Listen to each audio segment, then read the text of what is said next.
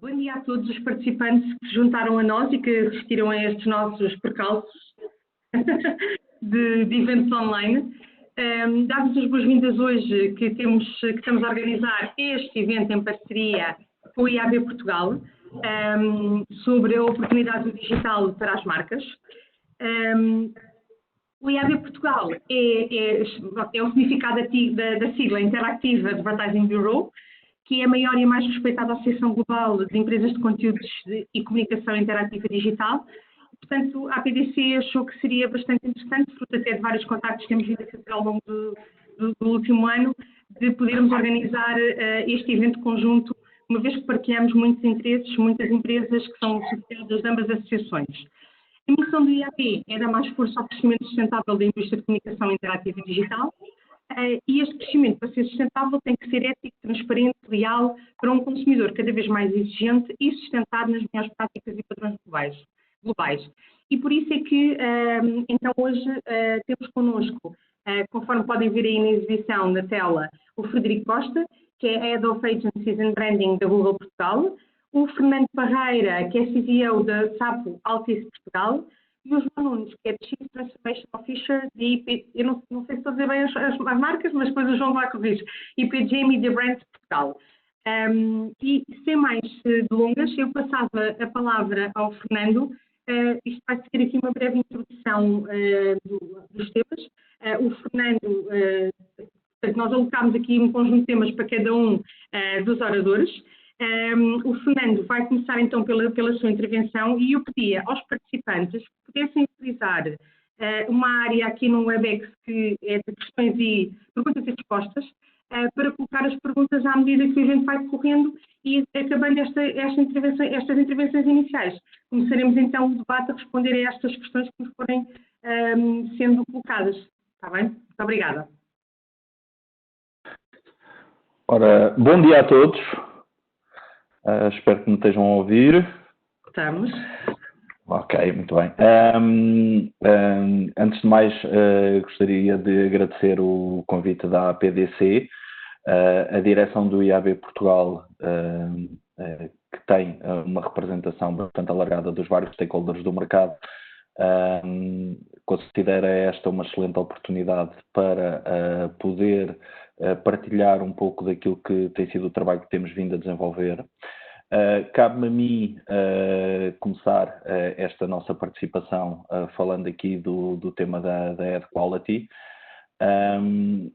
mas antes de endereçar essa questão, gostaria de voltar um bocadinho atrás no tempo para falar um pouco daquilo que é a gênese do IAB. Provavelmente a maior parte das pessoas que estão a assistir e com certeza todas as que trabalham nesta indústria começaram a ter contacto com o IAB quando esta associação começou por definir aquilo que eram os standards em termos dos vários formatos do digital, isto no final da década de 90, e esse foi um trabalho que serviu de base para o crescimento da associação, que hoje em dia procura endereçar as mais diversas questões que se relacionam com a publicidade digital.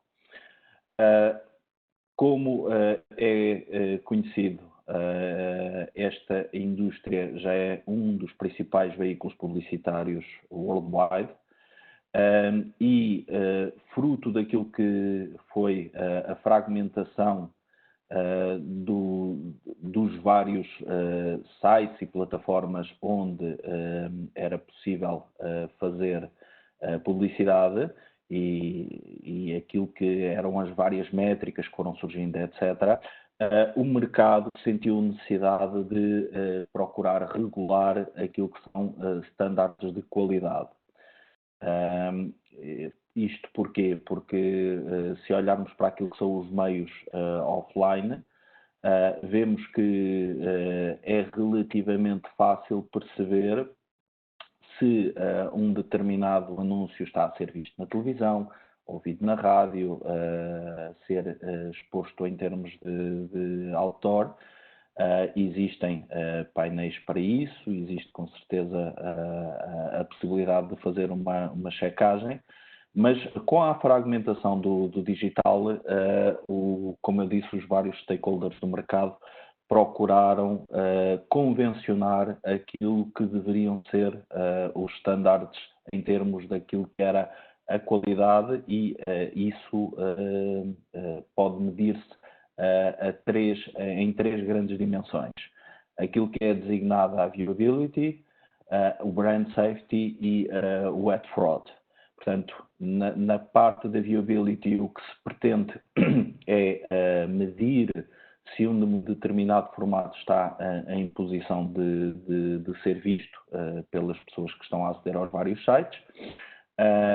No caso do brand safety, é para perceber o contexto onde a publicidade está a ser apresentada, o posicionamento da mesma, e garantir que a publicidade no digital não está a ser apresentada em conteúdos menos próprios para aquilo que são os posicionamentos das marcas.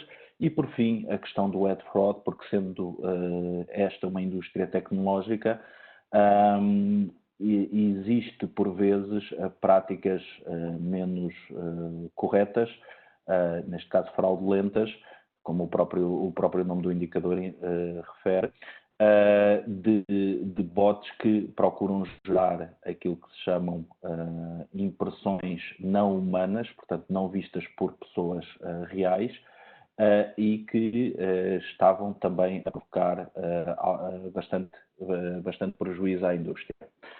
Nesse sentido, os vários stakeholders no mercado, portanto, neste caso, publishers, plataformas tecnológicas e advertisers, convencionaram aquilo que é o chamado standards de ad quality, e na altura foi definido que esta convenção seria gerida pelo próprio IAB Global em conjunto com o MRC, o Media Rating Council. Eu vou partilhar aqui, ora, se penso que deverei conseguir, ora, deixem-me ver. Ora.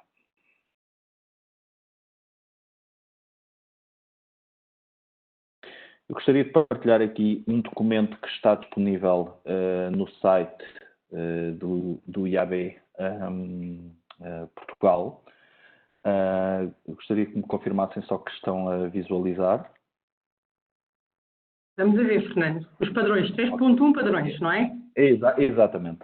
Bom, no site do IAB Portugal, que é IAB Portugal, o endereço é iabportugal.net, é possível ter acesso a este documento, que é o guia de boas práticas em termos de viewability, e aqui é possível perceber aquilo que são os vários padrões em termos daquilo que são os formatos. Portanto, para medir viewability, aquilo que foi convencionado ao nível do IAB e do MRC é que, ao nível daquilo que é o Display Standard, é requerido que, para ser considerada uma impressão viewable, estejam visíveis 50%, no mínimo 50% dos pixels da criatividade, e a criatividade esteja exposta durante 1 segundo consecutivo.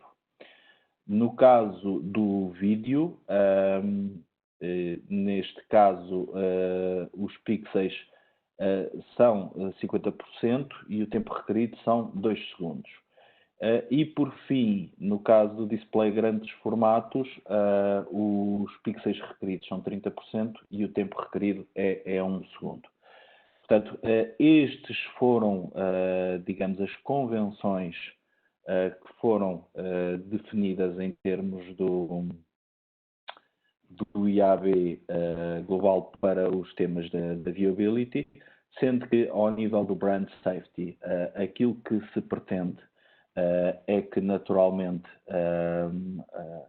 o contexto seja de facto o mais adequado e no caso do ad fraud que seja reduzido a zero. Portanto, brand safety, o que se pretende é 100%, no caso do ad fraud que seja zero.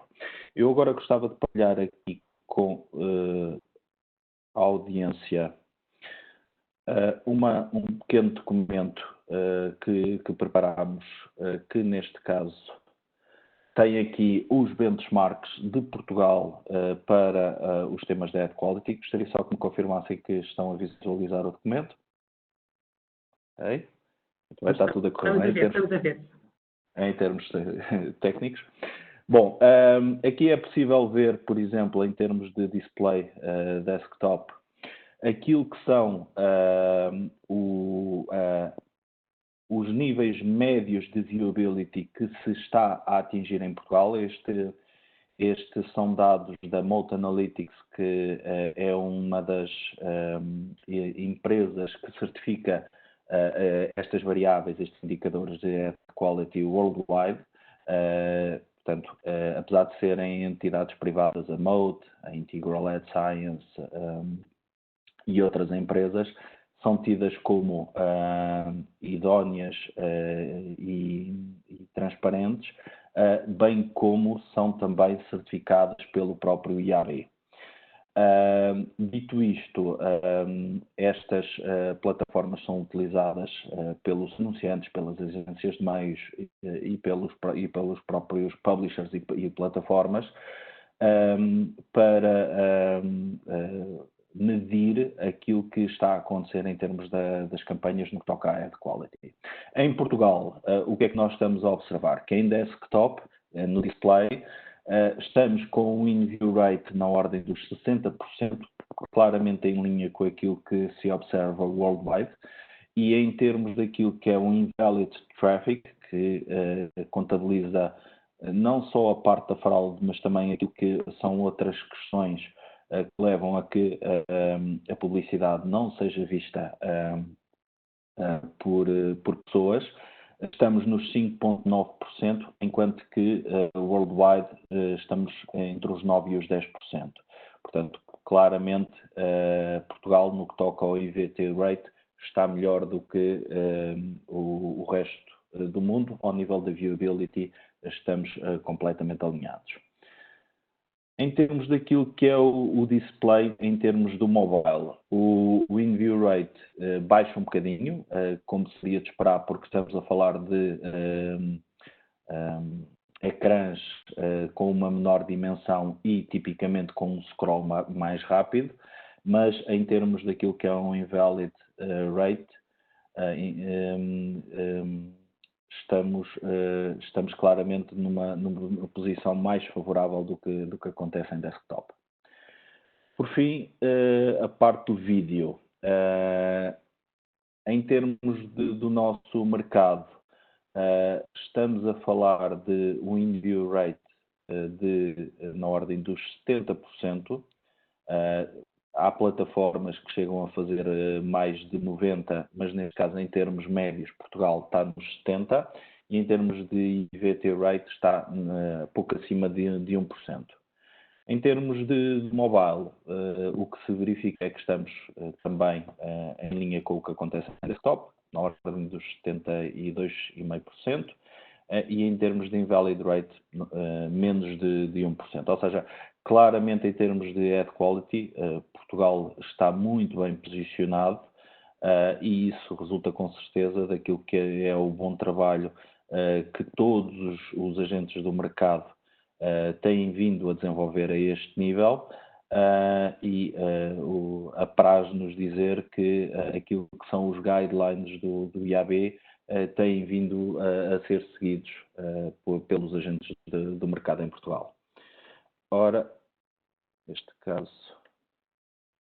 relativamente aos temas de ad quality, era o que eu gostaria de apresentar neste momento. Passava aqui a palavra ao meu colega de direção, o Frederico Costa. Frederico? Estou. Não sei se me estão a ouvir. Estamos sim. Me ouvem todos. Muito bem. Obrigado, Fernando. Acho que nós, se calhar também, fazendo aqui um preâmbulo e voltando um bocadinho atrás, o IAB de facto em Portugal é muito representativo daquilo que são, do que é o mercado.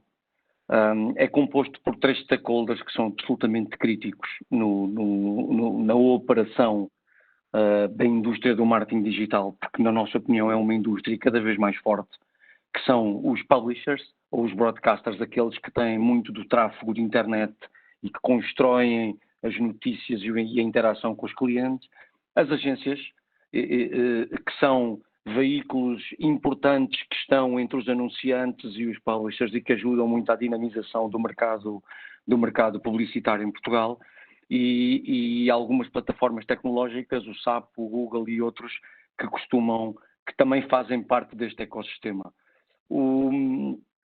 A questão do ad quality, e porque é que nós começamos por este tema, a questão do ad quality é crítica, porque a publicidade online tem sido muito acusada de ser um bocadinho um mercado sem lei, e aqueles números que o Fernando acabou de mostrar são muito importantes para as marcas, porque mostram que claramente, nós estamos num mundo em que estamos em par com aquilo que melhor acontece nos mercados mais evoluídos, e portanto já não somos nem um país, nem uma indústria que está com estándares diferentes daquilo que acontece noutros países, e isto deverá servir como confiança para as marcas quando pensam em fazer a sua transição para aquilo que é publicidade online ou aquilo que é o marketing digital.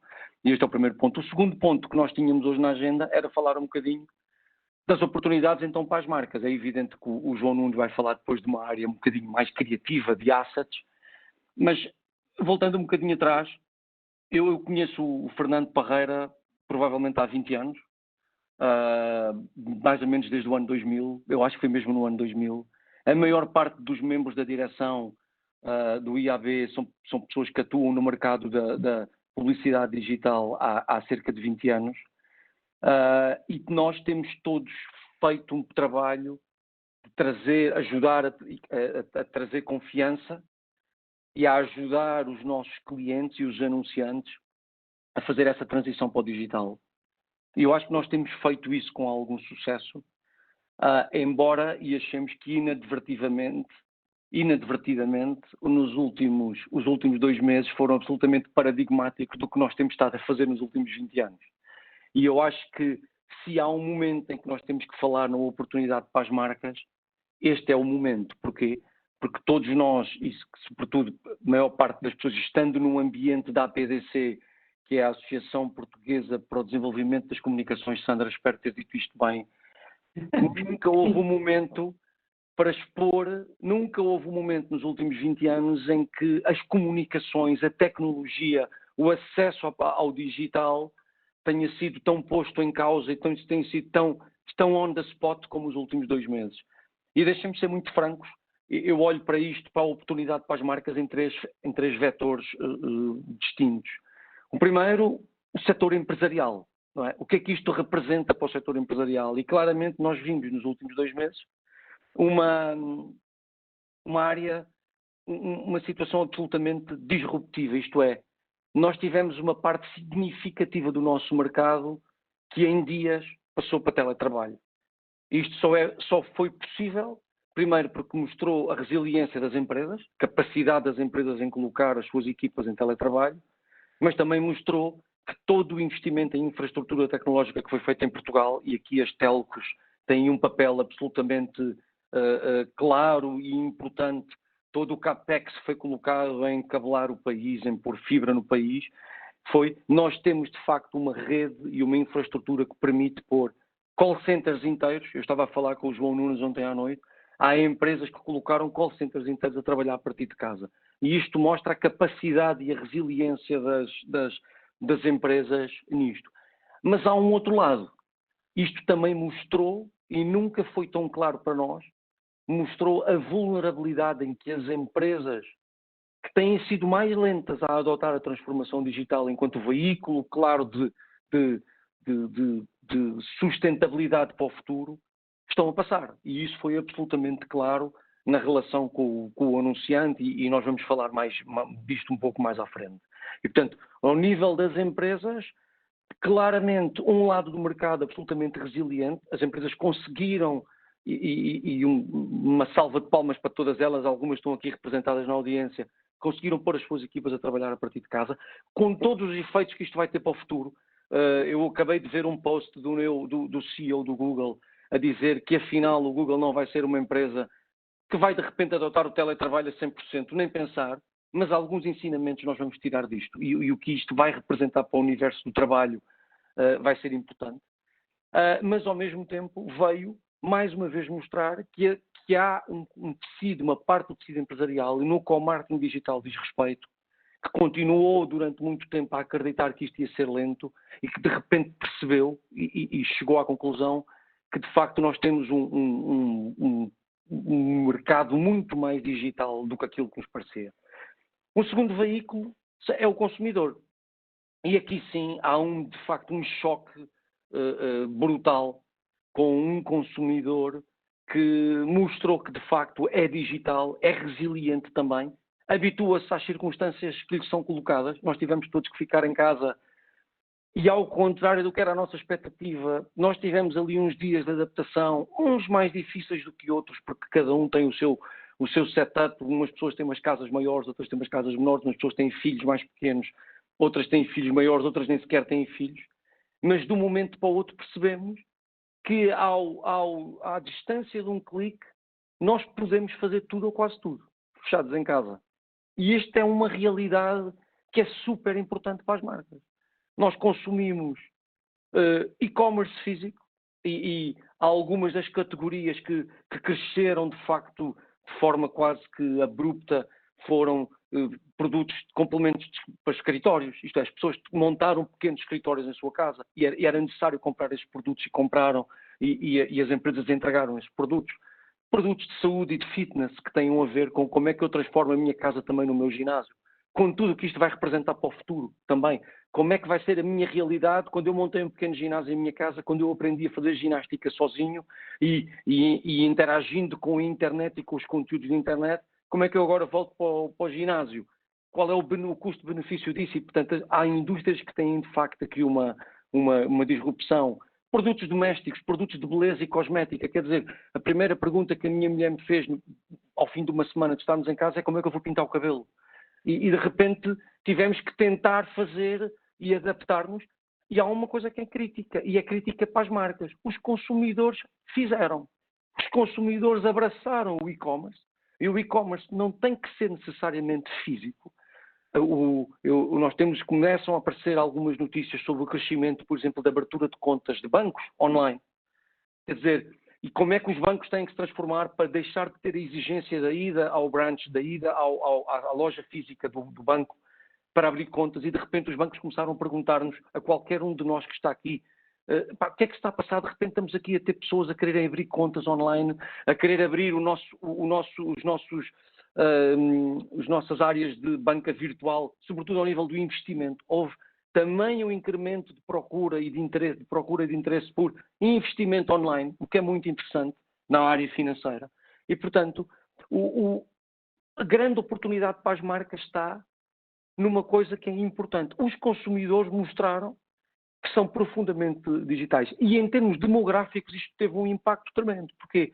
Porque, de facto, até as faixas etárias mais velhas, aquelas que nós chamamos acima dos 45, acima dos 50 anos, tiveram que adotar e tiveram que pôr em cima da mesa a necessidade de se transformarem como consumidores digitais.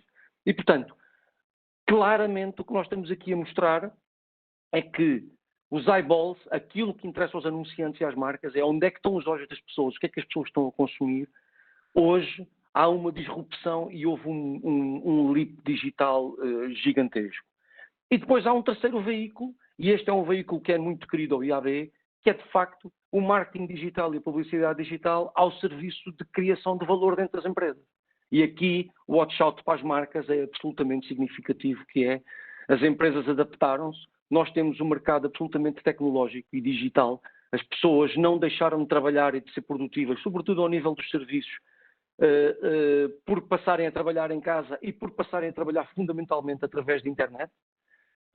Os consumidores acompanharam, utilizaram tudo isso e abraçaram de forma clara, por necessidade, obviamente, mas abraçaram as suas necessidades de consumo digital e transformaram-se, as pessoas consumiram notícias de forma absurda. Os primeiros dados que saem da Marktest do crescimento da utilização de notícias pelos nossos publishers, pelos nossos órgãos de comunicação social, são absolutamente extraordinários de crescimento.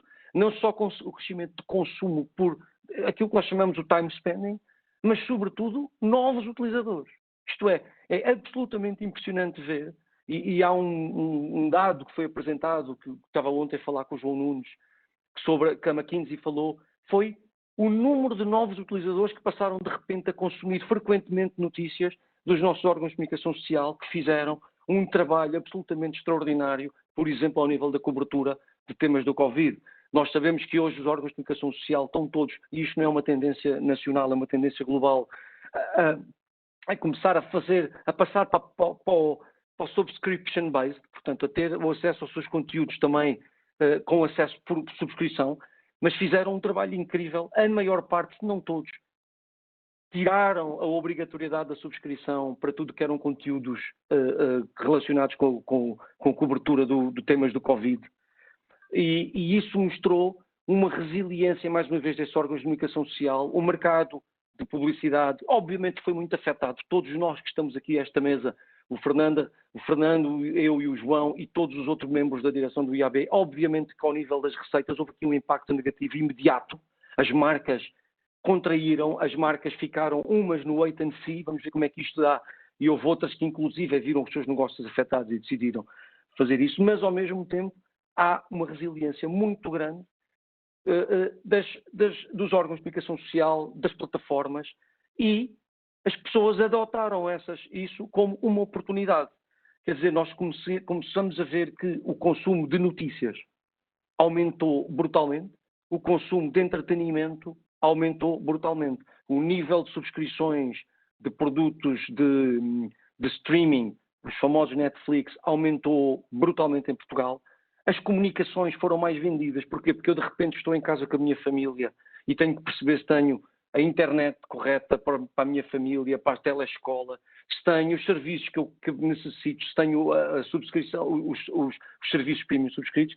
E isto são tudo oportunidades para as marcas, e o watch out, e antes de passar a bola ao João Nunes e depois ficarmos disponíveis para algumas perguntas e para alguma interação também contigo, Sandra, a oportunidade neste momento é gigantesca.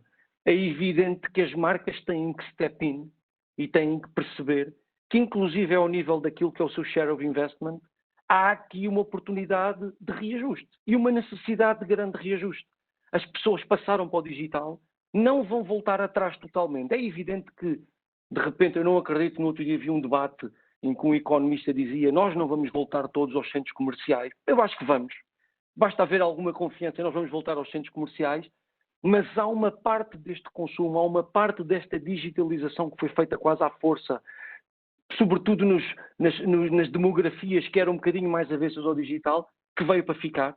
As experiências de e-commerce, numa fase inicial complexas, hoje são absolutamente... A qualidade da experiência é brutal. Os assets são brutais. Há histórias... Eu conto uma história que é uma história, ou duas, que são absolutamente geniais. Nós temos em Portugal um player que vende cartões de visita, que é 360 imprimir, e que de repente não teve um negócio. O seu negócio deixou de operar. As pessoas, as empresas deixaram de comprar cartões de visitas, até porque os cartões de visita são muito uma coisa física. Eu, quando vou a uma reunião física, entrego o cartão de visita. Eles, num mês, fizeram um acordo com uma marca de groceries, que é o Recheio, e montaram um supermercado online, que é o 360 Hiper. Quer dizer, e a maior parte da audiência, se não conhece, que vá visitar este supermercado, é um supermercado que está a vender produtos para casa, alimentação. É um supermercado online, com toda a infraestrutura digital que eles tinham e a sua qualidade digital. E nós hoje temos a 360i para perguntar: mas mesmo pós-Covid, será que eu não vou continuar? Quase que de certeza que vou. O que eu quero é prestar um bom serviço às pessoas, um bom serviço. E, portanto, e já está essa própria 360 Hiper a adaptar-se a um meio e a um mercado que também não é só digital, que era o caso da 360 imprimir, e inclusive é perceber temas de logística, temas de publicidade também offline, como é que eu vou comunicar também em televisão e em outdoor, porque são meios onde eu preciso também de estar, e, portanto, é muito importante. Num segundo veículo, e um segundo exemplo para terminar, o exemplo da Disney, que é um negócio tremendamente afetado globalmente pelo confinamento. A Disney vive sobretudo do seu negócio de circulação em parques temáticos, na Europa e nos Estados Unidos e noutras regiões. E de repente ficaram sem negócio. 100% dos parques temáticos da Disney ficaram sem negócio. Mas ao contrário, a Disney lançou há pouco tempo o Disney Plus, que é um concorrente do Netflix, e que tinha no seu plano de negócios chegar a 50 milhões de subscritores em 2022, chegaram a 50 milhões de subscritores em abril de 2020, e portanto 2 anos antes do seu plano de negócio. E portanto, estamos a falar de dimensões muito importantes de criação de audiências, construção de audiências, inventário, consumo de notícias, consumo de entretenimento, e-commerce, e portanto acho que estão criadas as condições para as marcas também olharem para o seu papel e dizerem, ok, se as pessoas fizeram esta transição, se as empresas deram condições às pessoas para fazer essa transição, eu também tenho que fazer o meu ajuste de comunicação, o meu ajuste de budget e aproveitar que também estamos numa indústria madura, com regras, e como o Fernando disse muito bem, regras claras, com métricas de viewability e métricas de ad quality, de qualidade dos seus anúncios e de qualidade dos seus players, sobretudo ao nível do melhor que é feito no mundo. O que é que nós, enquanto marcas, estamos à espera para fazer esta transição? E, portanto, o grande watch-out este é o momento de reverem os vossos formatos, é o momento de rever os vossos dados, tentar perceber como é que podem acompanhar claramente as pessoas e começar a apostar e a transitar também os budgets para o digital, a acompanhar esta transição toda que foi feita. Eu gostava de passar agora a palavra ao João. Antes de passar aqui ao João, só queria trazer, como tu referiste aqui, algumas taxas de crescimento. Eu tenho aqui acesso a um estudo que foi divulgado recentemente, o mês passado, da EY, sobre Future Consumer Index, que tem aqui, partilharam connosco no contexto da PDC, e tinha aqui alguns dados que eles conseguiram medir. Por exemplo, as vendas de produtos de higiene pessoal e do lar aumentaram 95%. 91% aumentaram as vendas de produtos alimentares, 64% das vendas em takeaway, 60% a mais entretenimento, cultura e subscrições, como também dizias, 41% o comércio alimentar e retalho online e 41% também o food delivery e takeaway através das plataformas online.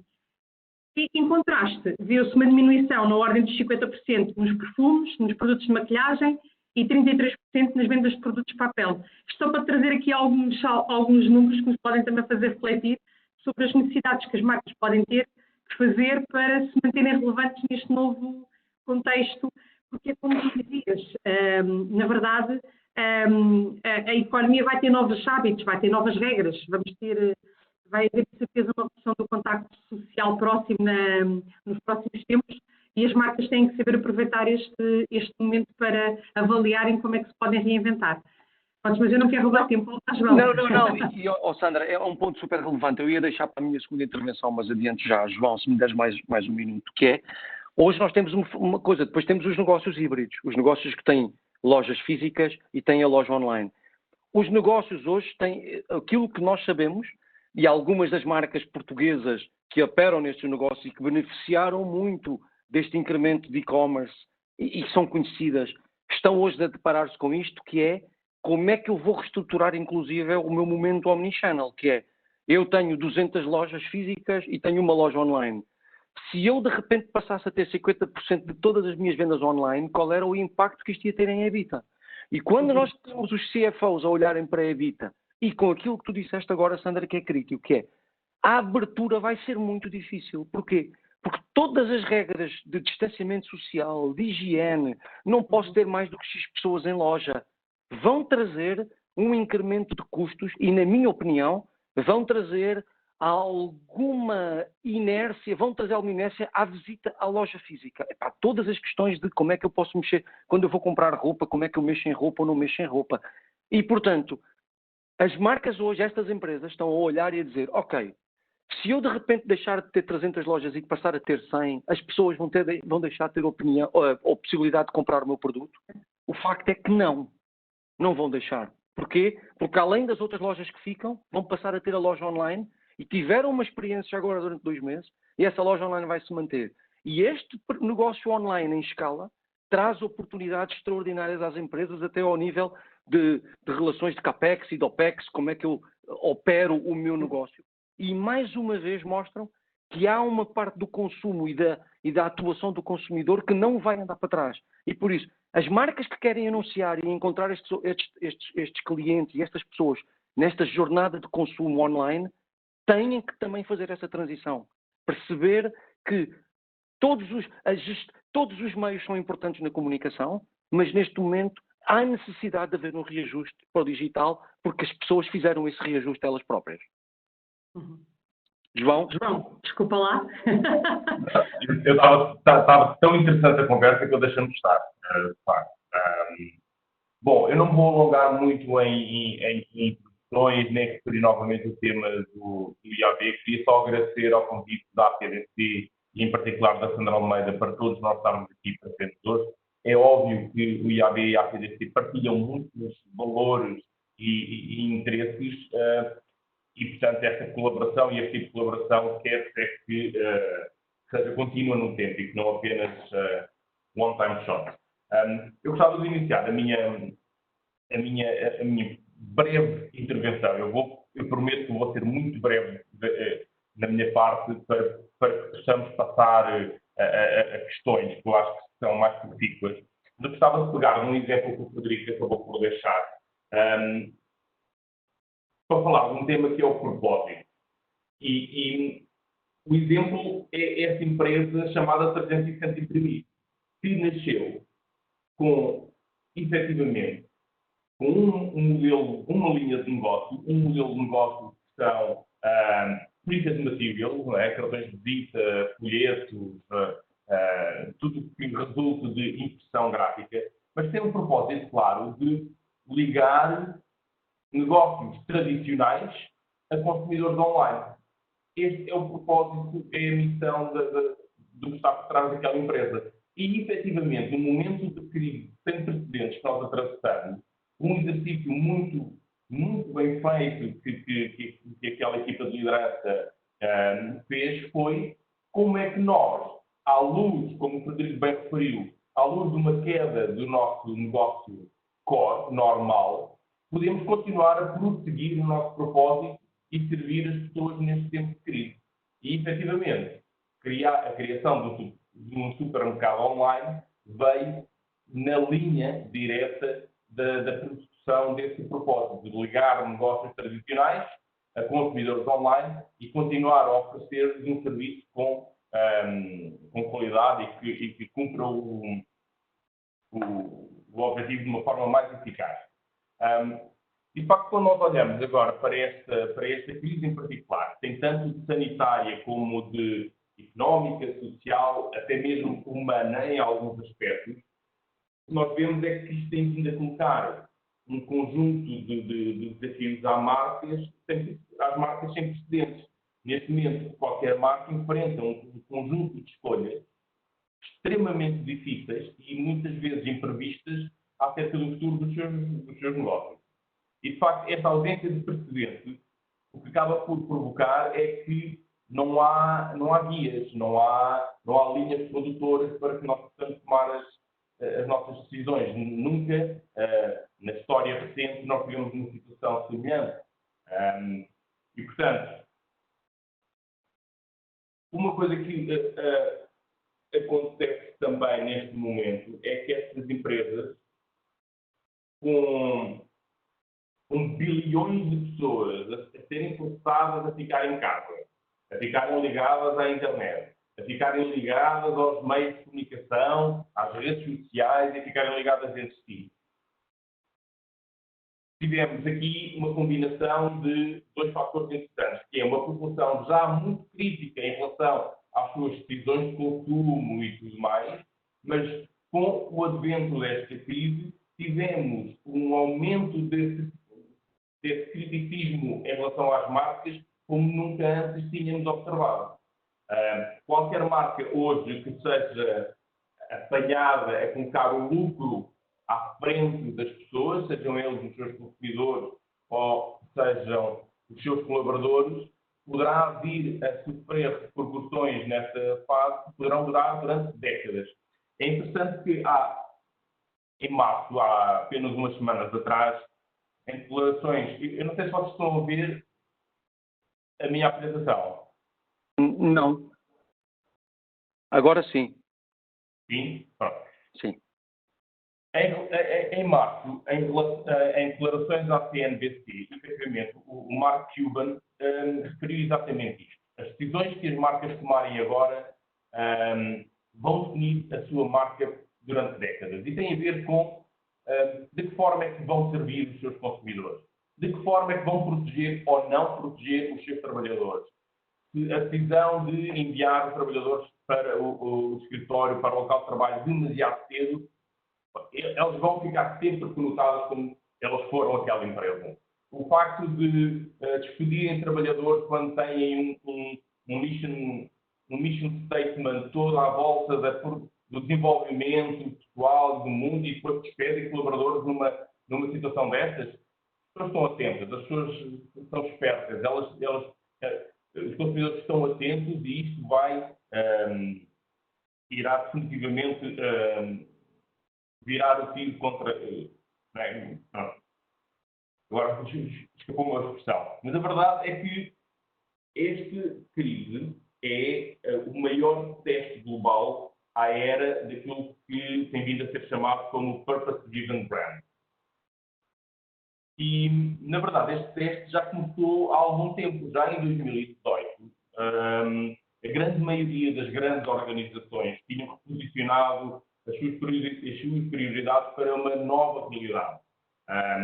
2/3 dos consumidores na altura afirmaram que já faziam decisões de compra baseados em critérios como transparência, sustentabilidade e o impacto que essa companhia tinha na sociedade. E mesmo antes da pandemia, muitas empresas viram o que acontece quando o seu propósito é frágil. Vou dar um exemplo. A WeWork, uma startup global de coworking, tinha como missão qualquer coisa como create a world where people work to make a life, not just a living. Portanto, tratava-se de dar empowerment às pessoas para trabalharem naquilo que gostavam e terem uma vida melhor, não apenas um modo de vida. A verdade é que o WeWork hoje enfrenta sérias dificuldades, caiu de uma avaliação de 47 bis para cerca de 75% menos, tudo devido a um conjunto de decisões financeiras erradas, mas efetivamente uma queda muito acelerada pela publicidade em torno, em particular, de um concerto dado dentro dos seus escritórios por um membro dos Run DMC, apenas minutos depois de terem despedido um conjunto, despedido vários empregados, alegando que decisões financeiras difíceis tinham de ser tomadas. E, portanto, quando esta situação veio a público, efetivamente, o público não foi gentil com a empresa. E a empresa enfrentou, efetivamente, sérias dificuldades. Pronto, mais uma vez, aquilo que esta crise mostra é que não há espaço para declarações de propósito vãs e que não sejam refletidas efetivamente na forma de atuar da empresa. Há um estudo feito por uma consultora, pela Edelman, que é um estudo que olha para a confiança das marcas no período pós-Covid. E, de facto, é muito claro que 71% dos consumidores globalmente afirmam que vão valorizar mais as empresas que estão dispostas até a sofrer perdas financeiras para colocar o bem-estar das pessoas, seja dos seus colaboradores, seja dos consumidores, à frente. Okay? Pessoas que, marcas que sejam vistas ou que sejam apanhadas em situações que sejam claramente profit-driven, que sejam o aproveitamento financeiro desta crise, em detrimento do bem-estar das pessoas, vão sofrer provavelmente as tais repercussões durante décadas, como referia o Mark Cuban. E enquanto a maior parte dos CEOs, neste momento, já têm um elevator pitch acerca do impacto global que as suas organizações estão a criar, a verdade é que os seus negócios não foram, na sua gênese, não foram criados para mudar o mundo. Foram negócios criados para criar dinheiro. E só muito recentemente é que os seus líderes foram forçados a almejar um propósito maior, a definir a sua missão e valores, a financiar iniciativas de corporate social responsibility e comprometer-se com objetivos de longo prazo, às vezes até muito ambiciosos, até demasiado ambiciosos. Não sei se recordam do exemplo da BP. A BP teve o seu CEO a vir a público dizer que tencionava atingir a neutralidade carbónica em 2050. Este objetivo tão ambicioso é, sem dúvida, importante e, sem dúvida, que confere até uma cultura e uma cultura interna positiva. A verdade é que não serve nada se não houver flexibilidade para a alteração da sua estratégia e, muitas vezes, até dos seus modelos de negócio. E se isto não for refletido na forma como, efetivamente, a empresa opera hoje, para o consumidor, declarações como esta vão apenas ser business as usual.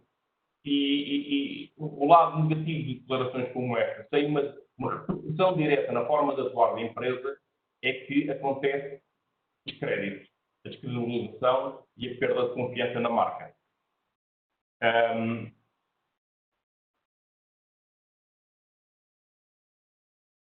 Para que as marcas consigam ativar o seu propósito, há um trabalho da Accenture Strategy que, inclusive, deixa 3 dicas para como é que devem atuar. E, em primeiro lugar, é interessante que o Be Human é o tópico número 1. E o Be Human, o que é isto? O Be Human pode refletir-se em diversas componentes da forma de atuação da empresa, nomeadamente até da comunicação, na forma como comunica, mas é muito mais do que isso. É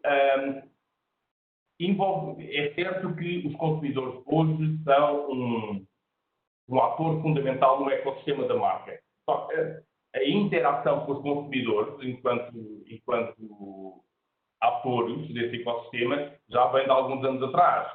Basta-nos recordarmos, por exemplo, no co-desenvolvimento de produtos. A Lego faz muitas vezes workshops com os seus melhores consumidores, melhores clientes para retirar ideias. Há uma série a própria DHL, por exemplo, costuma fazer workshops de brainstorming com clientes para tentar encontrar novas formas de inovar no supply chain. Portanto, há um conjunto de iniciativas que as marcas já vêm a fazer no sentido de envolver os consumidores. Mas este Be Human vai até mais longe, envolver consumidores, envolver parceiros, envolver o espectro mais largo de stakeholders da empresa para, de facto, endereçar as perguntas difíceis.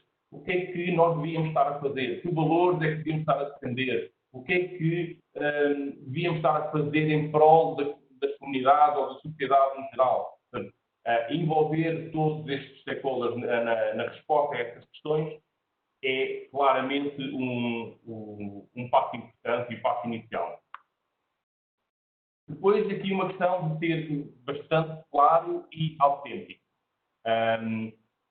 E nós vamos ver que este ponto da autenticidade vai, sobretudo, endereçar na forma como as marcas depois pensam as estratégias criativas das suas campanhas de comunicação. E aqui é onde muitas vezes se reflete essa autenticidade. Todos nós sabemos, e diz-se muitas vezes, defender tudo ou ser a favor de tudo, às vezes significa não defender nada em concreto.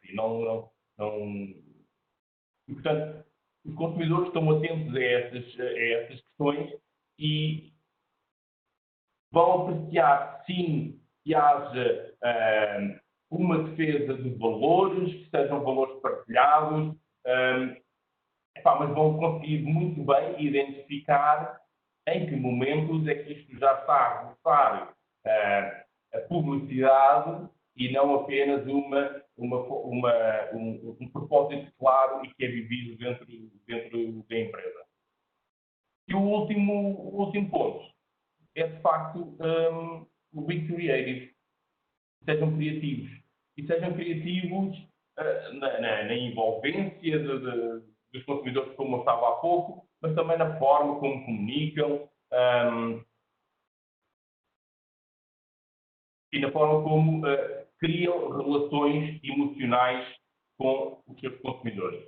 E esse ponto leva-nos então à segunda parte, que é como é que as marcas hoje, e em particular neste período, devem comunicar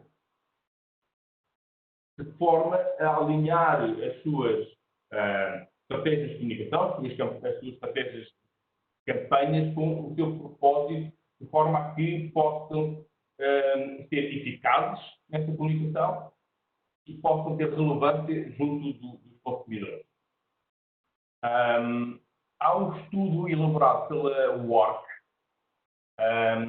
em conjunto com a ARS, que significa Advertising Research Foundation, e que olhou para as campanhas que foram shortlisted e mesmo aquelas que não foram shortlisted nos prémios Cannes Lion, nos prémios de eficácia da WARC e nos prémios da própria ARS, os Ogilvy Awards. Olharam para todas as campanhas que fossem identificadas como purpose-driven. Na verdade, a primeira conclusão é que isto do purpose-driven é demasiado lato. O propósito pode ser muita coisa e o propósito pode estar refletido em muitas das dimensões da estratégia criativa que é desenvolvida. Embora uma grande parte das campanhas, das melhores campanhas ou mais eficazes, tenham incidido sobre temas como sustentabilidade, transparência, como tornar o mundo melhor, etc. E há alguns excelentes exemplos criativos dessas discussões. Eu gostaria de mostrar alguns. Estes exemplos de autenticidade. O exemplo da autenticidade, e vamos ver se isto corre bem agora, não é? O exemplo da autenticidade é, como falámos há pouco, é não defender tudo, mas defender sim aquilo que interessa à marca e aquilo em que a marca acredita. E há um exemplo muito, muito interessante que é a Volvo. A Volvo, já nos anos 50, creio, desenvolveu um cinto de segurança com 3 inserções, que foi uma revolução à época, e que aumentou efetivamente o grau de segurança nos carros de uma forma drástica. E ao contrário de outras tecnologias e de outras organizações que poderiam ter feito, a Volvo nunca patenteou essa inovação, essa descoberta. Ao contrário, o que eles fizeram foi partilhar essa tecnologia com toda a indústria, de uma forma a que toda a indústria sofresse o mesmo impacto positivo dessa inovação. O resultado direto dessa prática da Volvo já nos anos 50 é que hoje, quando nós pensamos em Volvo, automaticamente segurança vem-nos à cabeça. Claramente a Volvo dominou essa categoria. 50 anos ou 60 anos mais tarde, a Volvo volta a fazer uma iniciativa muito, muito parecida. E de uma forma interessante, o que é que acontece 50 ou 60 anos depois?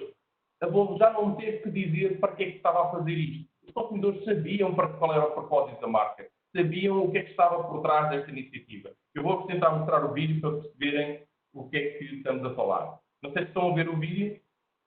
Ainda não? Tens que fazer compartilhar agora o vídeo. Ok, então... Compartilhar o aplicativo do vídeo. Primeiro temos que parar esta apresentação. É? Ok, pronto. Já está? Já está? Ok, obrigada.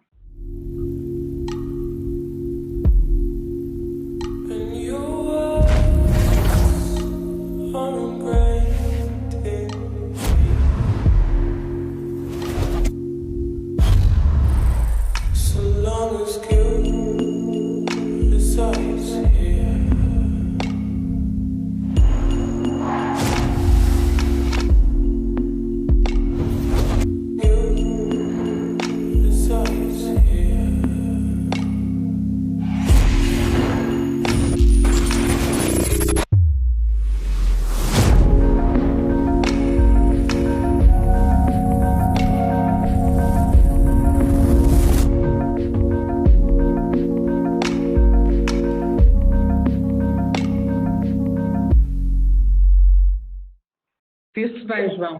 Ok. Não cumpriu os indicadores de ad quality que o Fernando disse. Mas viu-se e ouviu-se.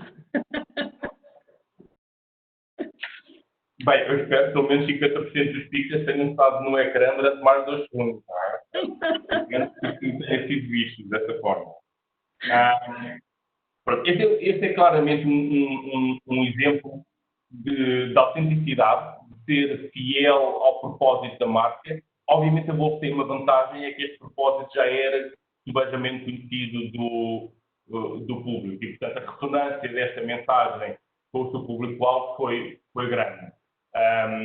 Mas, efetivamente, os consumidores hoje estão muito mais despertos e atentos e espertos até a detectar falhas de autenticidade. Portanto, esse é sempre o primeiro conselho, é serem autênticos.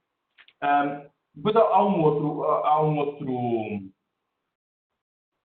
outro tema em relação a este tema do propósito e de forma que há um outro tema que é muito interessante explorar, que é o tornar isto acerca das pessoas. E isto tem a ver com a capacidade de criar tais relações emocionais com as pessoas, que muitas vezes tornam-se mais fáceis de serem criadas se nós endereçarmos aquilo que se chama as Deep Human Truths, as verdades humanas, as grandes verdades humanas. E a verdade é que as grandes verdades humanas são muitas vezes inseridas num contexto cultural, ou quase sempre inseridas num contexto cultural. Pode ser transitório no tempo, mas é um contexto que aquela sociedade, aquela população enfrenta. E campanhas que consigam endereçar isso e consigam falar sobre esse tema, muitas vezes mais do que vender uma marca, conseguem até criar um movimento. Acho que um grande exemplo disto foi uma campanha que o New York Times desenvolveu logo a seguir ao período das eleições em 2016, 2017, quando havia um clima até de medo e desconfiança em relação aos mídias nos Estados Unidos, uma vez que o presidente Trump tinha, ao seu jeito, feito um conjunto de declarações atacando os mídias, e o New York Times fez uma campanha da qual eu vou mostrar apenas um vídeo. A campanha é muito mais do que isto, envolveu um media mix bastante complexo, mas o vídeo permite perceber a mensagem. E o vídeo, o que é interessante da campanha é que numa grande parte das peças o vídeo tinha como protagonistas, como atores, os seus próprios jornalistas. The truth is, our nation is more divided than ever. The truth is, alternative facts are just plain delusional. The media needs to be held accountable. The truth is, locker room talk is harmless. The truth is, we need to put the safety of the American people. The truth is, we need a full investigation of any ties to Russia. The truth is,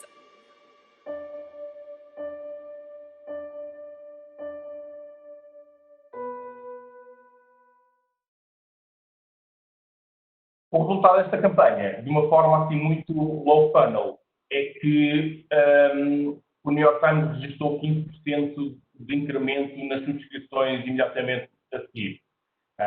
E, portanto, é prova também de que, de facto, foi capaz de falar ao coração das pessoas e as pessoas identificaram-se com essa mensagem. E está, novamente, alinhada com o propósito do New York Times, que é transmitir informação que é fiável, confiança e segura. Ainda dentro deste tema, há uma outra campanha que eu não podia deixar de referir, e que trata novamente de envolver as pessoas, os seus consumidores e alguns dos maiores power users de uma determinada marca na criação da sua mensagem. E é a campanha da Nike, o Dream Crazy. Eu vou-vos mostrar o vídeo e depois fazemos o wrap-up.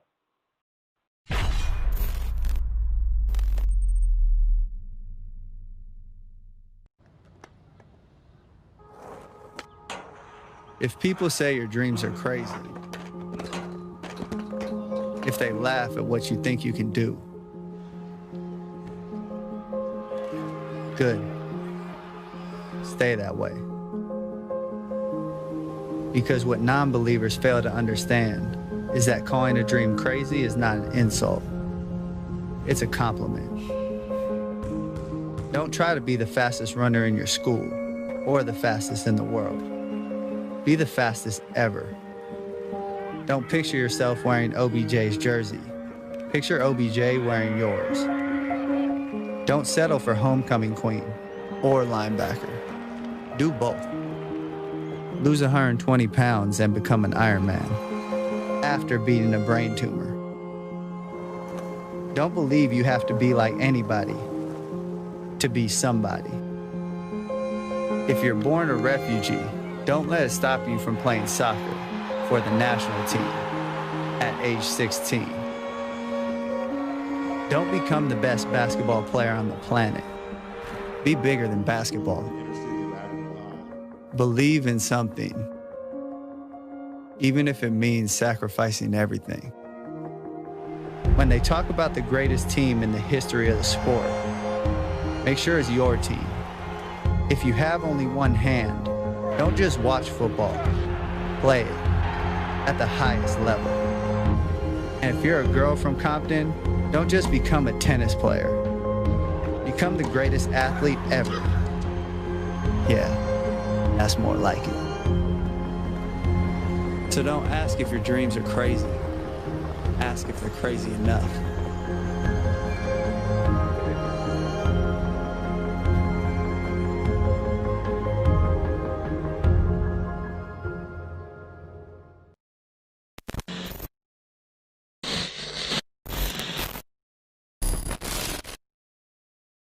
Esta campanha da Nike, que tinha como protagonista o Colin Kaepernick, que, para quem não sabe, era um quarterback da NFL, que foi, após ter sofrido uns episódios que... Após ter sofrido uns episódios que ele classificou como brutalidade policial, foi muito vocal acerca do tema, acabou por ser despedido da equipa e por ficar impedido de jogar porque ele tanto amava. João, só para entrar, porque eu conheço bem este caso, e é importante tangibilizar isto para a audiência também. Isto não é só uma questão de marketing, isto é uma questão de marketing e de resultados. A Nike arriscou muito, porque a Nike... apareceram inclusive vídeos no YouTube e vídeos nas redes sociais a mostrarem pessoas muito próximas daquilo que defende o presidente Trump a queimarem produtos da Nike, a queimarem ténis, a queimarem... Mas a Nike avançou com a campanha à mesma e no mês seguinte a avançar com a campanha as suas vendas cresceram 30%. Portanto, depois teve o reward do público e dos consumidores que sentiram que, ok, era uma campanha muito ativista, muito dentro do ativismo, mas naquilo que representa os meus valores, eu vou aproveitar e vou dar um sinal de que eu concordo com o que está a ser dito. E, portanto, é muito importante perceber que a Nike não faz isto só por uma questão de ativismo, faz porque sabe que, ao fazer isto bem, vai ter um impacto direto nas suas vendas e no seu P&L. É interessante para usar essa palavra. Aquilo que vários researchers sobre o tema têm vindo a debruçar-se é como, e até nessa era de digital, onde as ligações e a relação com as marcas é tão mais importante, é cada vez mais importante, nós estamos a assistir a uma passagem quase de brand purpose para brand activism. E há, efetivamente, começam a haver defensores acérrimos de marcas, que determinada marca representa um determinado conjunto de valores. A Nike é um espelho disso. Não só as vendas, as vendas sendo um objetivo de curto prazo é sempre interessante como resultado de uma campanha. Mas a verdade é que esta campanha, mais do que vendas, gerou qualquer coisa como 6 bilhões de dólares de brand value. Isso tornou-se a campanha mais bem sucedida da Nike de sempre. Sim, mas, João, só para tangibilizar também, e algumas das pessoas que estão nesta audiência, se não todas, perceberam isto. Nós tivemos um caso paradigmático agora como é que as marcas se devem comportar em momentos mais importantes para os seus clientes, em momentos para a comunidade. Nós vimos um conjunto de empresas, nós temos um conjunto de indústrias que estão mais afetadas que outras com esta crise. Basta pensar, por exemplo, na indústria de turismo e na indústria de travel, ou até ir um bocadinho mais perto à indústria automóvel. E quando nós olhamos para a indústria automóvel, que inclusive fechou fábricas, teve que fechar fábricas e parar a produção, nós vemos a resiliência e o papel das marcas, e algumas dessas marcas continuaram no ar. O que é absolutamente incrível, e o papel do marketing e o papel do marketing digital também é este, há indústrias em que as pessoas que não tiverem uma disrupção financeira na sua vida apenas atrasaram o seu momento de compra. E a indústria automóvel é uma delas, as indústrias de bens tangíveis de mais-valia, casas, são uma delas. Se eu acabar por não perder o meu emprego e conseguir voltar a tirar, eu não comprei a minha casa em março ou o meu carro em março, mas se calhar vou comprar em junho ou julho. E essas marcas perceberam isso e perceberam que a importância de comunicar para os seus clientes era tal que mesmo numa situação de grande incerteza optaram por ficar no ar. E em Portugal, deixem-me ser sincero, nos últimos meses houve um conjunto de marcas, muitas delas locais, marcas portuguesas, na área de distribuição, na área das telecomunicações e noutras, que optaram por estar no ar, mais uma vez, não sabendo muito bem o que é que isto tudo ia dar, e essas marcas são aquelas que vão ficar, que vão ter o reflexo e o reward de ter os consumidores a optarem por eles. Porque quando eu mais precisei, elas tiveram. O que é importante, para não sairmos um bocado do tema do webinar, é também fazê-lo via digital. Porquê? Porque a maior parte desses consumidores continuam a consumir e estão a consumir entretenimento, notícias e tudo online. Como é que essas marcas se adaptam também a estar online com mensagens? A maior parte delas fizeram isto across meios, portanto fizeram isto em todos os meios, ou em todos os meios que estavam sobretudo ativos, mas era importante deixar muito esta mensagem que as empresas vão nunca esquecer que começam a haver estatísticas que mostram que se 70% das marcas com quem nós nos damos no dia a dia desaparecessem, a nossa vida não piorava nem melhorava. Portanto, nós íamos substituir essas marcas por outras, iam aparecer outras. Basta lembrar-nos do caso da Nokia, não é? Que é um caso paradigmático. Desapareceu da face da terra e a nossa vida não piorou. E, portanto, é fundamental que as marcas percebam onde é que estão os clientes, onde é que estão os consumidores, como é que eles se transformaram e qual é o meu papel quando eu tenho que passar do mindset de venda para o mindset de helpfulness, que é, eu estou cá, independentemente de vocês estarem bem ou estarem mal, eu estou cá para vocês. E acho que isso foi muito importante. Sim, sim. Olha, eu posso lançar-vos aqui uma provocação. Vocês acham que as marcas nacionais vão sair mais reforçadas desta pandemia? Ou seja, que vai haver um foco no consumo daquilo que é nacional? Até quando nós assistimos a tantas marcas a terem feito um esforço de adaptação da sua produção para produzir desinfetantes, máscaras, para dar uma resposta àquilo que eram as urgências da pandemia. Acham que as marcas nacionais podem beneficiar deste nacionalismo do consumidor ou não? Eu não sei se estou unmuted ainda, mas eu aproveito então para dar uma partida à resposta que, obviamente, deverá ser partilhada pelos outros oradores. Eu acredito plenamente que sim. Não estou a dizer com isto que não tenhamos assistido a mau exemplo. Também os existiram. Mas, de uma forma geral, acredito que, tanto do ponto de vista nacionalista, ou seja, há claramente uma preocupação em recuperar a economia nacional, em investir na economia interna, em investir em marcas nacionais e, com isso, reiniciar o ciclo económico, de voltar a injetar dinheiro nas empresas para que o ciclo possa voltar a reiniciar. Há claramente essa preocupação. Mas há também, como tu identificaste muito bem, existiram empresas que, efetivamente, saíram do seu scope normal de atuação, foram além e mais, não é, daquilo que deveriam fazer para ajudar as populações e para ajudar até, e durante esta crise isso foi muito óbvio, ajudar aqueles que mais precisavam, nomeadamente trabalhadores da área da saúde, forças policiais e todos aqueles que se encarregaram de manter a ordem pública e a saúde pública. E as empresas que o fizeram eu creio, e existem algumas evidências disso, vão ser recompensadas assim que a maré virar. Vão ser recompensadas de forma positiva. Entrando aqui também, eu concordo. Eu acho que, Sandra, para mim tenho muito difícil o que é uma marca nacional e uma marca não nacional.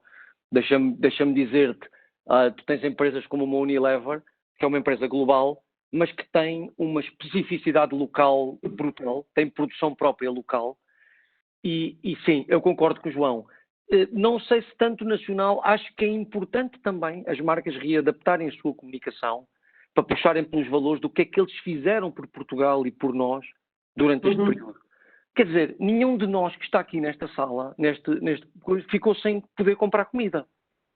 Isto exigiu que houvesse produtores a funcionar, que houvesse distribuidores a funcionar. Estávamos todos fechados em casa e houve uma parte da economia que funcionou. Nenhum de nós ficou sem poder comprar produtos básicos online, offline, com regras. Porquê? Porque houve um tecido e houve um conjunto de empresas que se adaptaram muito rapidamente a isto e tiveram uma preocupação grande de mostrar isso. E, portanto, eu acho que também é o momento das marcas chegarem à frente e, antes de voltarem à comunicação puramente comercial, fazerem comunicação específica sobre como é que puseram e mantiveram o país ativo, a funcionar, a trabalhar, a consumir.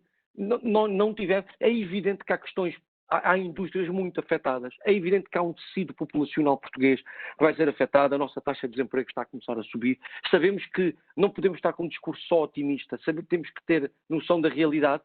Mas acho que houve um conjunto de marcas, eu não vou estar a enunciar, embora me apeteça muito algumas delas, que estiveram cá para nós e vão estar, e eu tenho que dizer que outras ainda têm tempo de começar a reativar. Houve marcas de automóveis que sabiam que não tinham possibilidade nenhuma de vender um automóvel e que continuaram a fazer anúncios de automóveis. As marcas de telecomunicações tiveram um papel e de distribuição alimentar absolutamente incrível para mostrar tudo aquilo que estavam a fazer. Quer dizer, nós aumentamos o nosso consumo de banda larga de forma brutal. O Fernando, que é da Altice e do Mel, sabe isto. Com custos para essas empresas, e se calhar nenhum de nós percebe todo o trabalho que está ali por trás. Eu tive que ter um problema no meu cartão, de crédito e liguei para o call center do meu banco e falei com uma pessoa do call center que estava com o filho a falar ao lado e que eu percebi que estava em casa. Isto tem custos para as empresas. As empresas também têm que saber comunicar o que é que fizeram e que custos tiveram para manter-nos ativos enquanto seus consumidores e seus clientes e tirar os benefícios disso.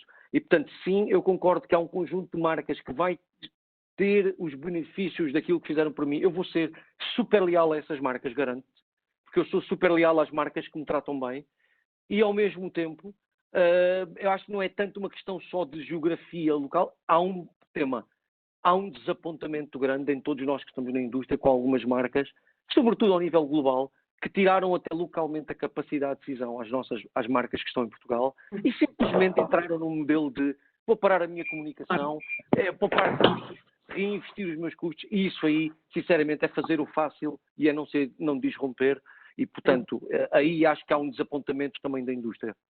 Claro. Não, eu acho que vocês abordaram na dimensão total. Eu também gostava, Fernando, vocês, na largura de banda que o Frederico estava a falar, no global, as indicações que nós na PTC temos é que houve um reforço de 50% durante a pandemia na largura de banda em Portugal. Sim, eu complementando aquilo que o João e o Frederico já referiram e endereçando aqui a questão que a Sandra está a colocar, aquilo que eu gostava de dizer é o seguinte: nós em Portugal temos aqui uma situação quase única na Europa. Temos uma cobertura ao nível da fibra fantástica, salvo erro, temos praticamente quase o pleno dos lares em Portugal com cobertura de fibra. Mais de 90% dos lares têm serviços de Pay TV que contemplam tipicamente 200 canais de televisão, internet de alta performance, e isso faz com que nós, enquanto sociedade, estejamos muito bem preparados para endereçar não só estes desafios mais tecnológicos, mas também estas transformações da nossa forma de atuar.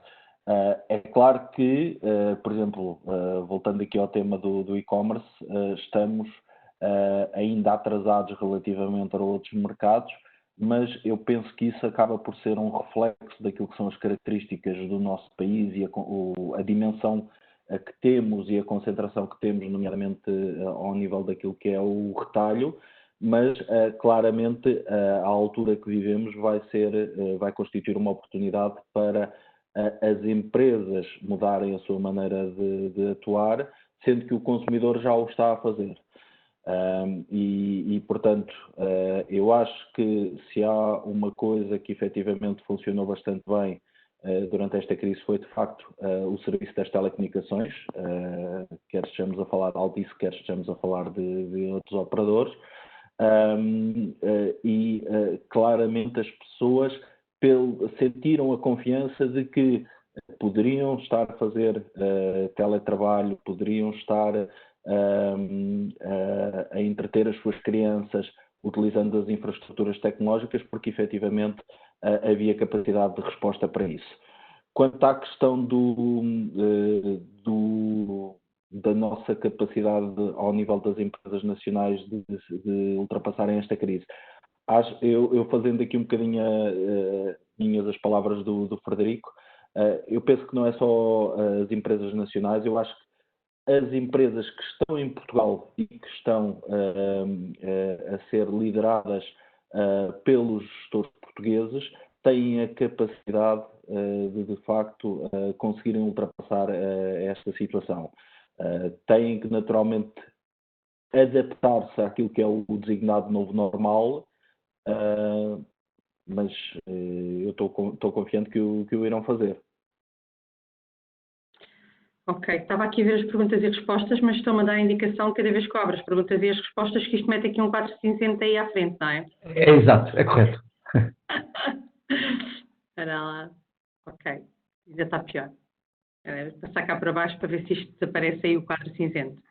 Bem, nós tínhamos aqui umas perguntas que nos foram colocadas e que o Fernando respondeu em privado, mas se calhar tinha a ver com as análises de performance dos ads digitais.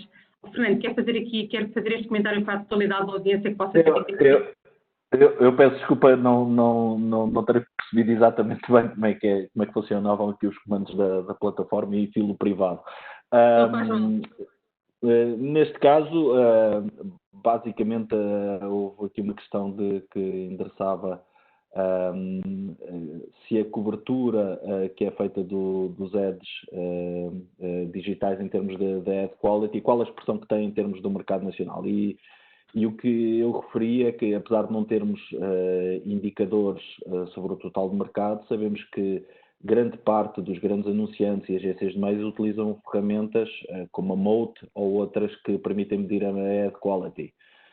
Nós, falando aqui particularmente da rede SAP, 100% das nossas campanhas de branding utilizam Moat e sabemos que há outros anunciantes, grandes anunciantes, que também utilizam a Moat, mas seja Moat, seja em Integral Ad Science ou outra plataforma do género, nós neste momento acreditamos que a esmagadora maioria das campanhas está atenta a este tipo de indicadores.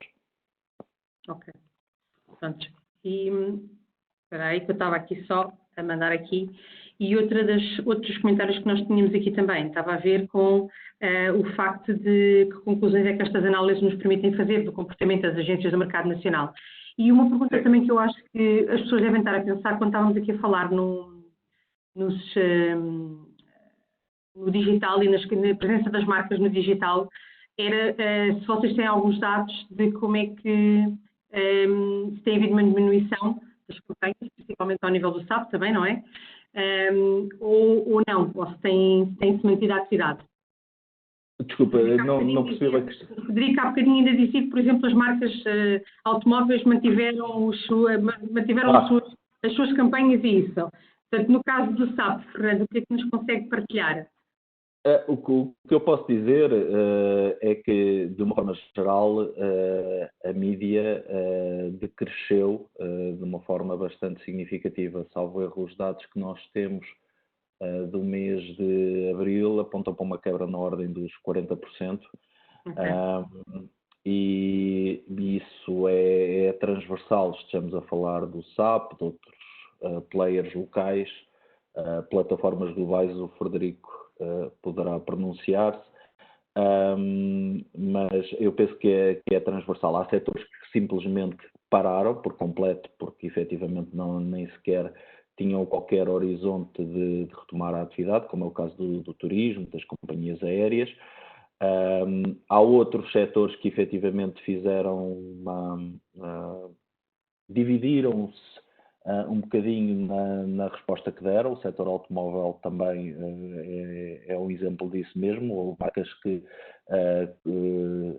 tomaram a iniciativa de se manter ativas para poderem para poderem reforçar aquilo que é o top of mind das suas ofertas na altura da retoma, outras que optaram por parar.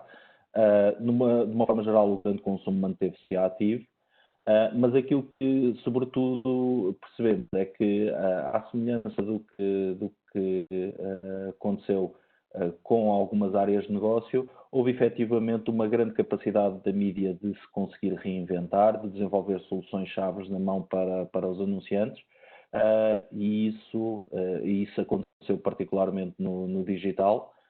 Lembro-me, por exemplo, de um projeto que nós desenvolvemos, e houve outros do género, para marcas de grande consumo darem o apoio ao canal Horeca, aos restaurantes e aos cafés, e o que acreditamos é que abril e maio serão com certeza meses em que vamos ter quebras na nossa atividade, mas estamos confiantes que para que nos restantes 7 meses do ano haja efetivamente uma recuperação que nos permita endereçar 2020 ainda de uma forma, não digo positiva, mas quase positiva. Frederico, queres comentar ou deixamos aqui para eu não tenho muito a acrescentar. O Fernando disse tudo. O mercado vive de indústrias, o nosso mercado é como outro qualquer, e de facto há indústrias a quem nós não podemos exigir que continuem a comunicar como se nada se passasse quando têm a sua atividade completamente parada. Agora, não vou esconder, e concordando 100% com o Fernando, que se calhar isto não foi pior, porque houve um trabalho exaustivo destes stakeholders que eu falei no início, das agências, dos publishers e das plataformas tecnológicas e das marcas, em tentar, dentro do possível, manter a atividade a correr, até para a importância que isto tem para o consumidor. E acho que nós conseguimos, em Portugal, ter números muito importantes, e eu nunca vi eu agora ia dizer engajamento, mas um engajamento tão forte de todos, na conversa com as nossas marcas e com os nossos clientes, a dar confiança de que, mesmo não estando num período de grande consumo, a importância de manter a comunicação para as marcas, até para o bem-estar das pessoas. Eu estava a falar com uma pessoa de uma agência no outro dia, que estava a dissertar, e bem, sobre a importância da comunicação, da publicidade, para as pessoas em tempo de guerra e em tempo de crise, que é manter as marcas no ar, e os governos, a importância até para os governos das marcas continuarem a atuar para passar um bocadinho o sentido de normalidade. E, portanto, eu acho que foi feito um trabalho exaustivo por todos, e os meus colegas e os membros do IAB, todos estes stakeholders, e acho que melhores dias virão. Acho que vamos assistir a uma recuperação do mercado em algumas indústrias. Há indústrias como o retalho que estão claramente a tirar algum partido desta crise. Esperemos que conseguimos chegar rapidamente aos níveis normais pré-crise, mas obviamente que isto é uma indústria que sentiu na pele os efeitos desta crise, não é? Ok. Eu ia pedir só umas notas finais de conselhos que queiram deixar aqui às marcas que nos estão a ouvir e aos participantes. Se calhar começava por ti, João, pedindo que fosses muito breve, estamos aqui no minuto final. Claro, desde já agradecer novamente toda esta organização e a participação neste webinar. A verdade, em relação ao conselho, eu diria que muitos destes conselhos que eu poderia dar agora foram tendidos ao longo deste evento, e por parte até agora, nestes minutos finais, por parte aqui dos meus dois colegas, do Frederico e do Fernando. Efetivamente, a manutenção da comunicação foi de facto muito importante, até na transmissão da sensação de tranquilidade e na manutenção de algum nível de confiança por parte dos consumidores. E este obviamente, nos últimos meus slides, o melhor conselho é essa comunicação ser feita com autenticidade e demonstrando um claro interesse na manutenção do bem-estar, não só da empresa, ou seja, não só na manutenção do bem-estar financeiro ou das vendas e do lucro da empresa, mas no bem-estar da sociedade e da população em geral. Essa autenticidade e a manutenção da comunicação, demonstrando um conjunto de valores com que as pessoas se identificam, essa vai ser recompensada no futuro. Sim, senhor. Então, olhem, se calhar, se vocês não se importarem, estamos mesmo aqui em cima da hora. Eu queria muito agradecer a vossa presença e esta parceria e colaboração conjunta entre a PDC e o IAB Portugal, para organizarmos aqui este evento. Dar-vos só nota a quem nos estiver a ouvir que no final, quando fecharem a janela do evento, pedíamos que respondessem a um pequeno questionário que vos aparece automaticamente, para termos aqui algum feedback de como é que percepcionaram e avaliaram aquilo que aconteceu durante esta hora e meia. E também, já agora partilhar que na próxima semana, Zaquia, passa por favor para o próximo slide. Na próxima semana temos, no dia 5 de junho, um evento organizado em parceria com o BCSD sobre Tech for Good, como é que as tecnológicas estão e podem ajudar na criação e na manutenção de um mundo melhor. Mas aqui não está a ouvir, não passou para o slide. Mas agradecer então a todos. Muito obrigada. Obrigado. Bom dia a todos. Bom dia. Bom dia. Bom dia a todos.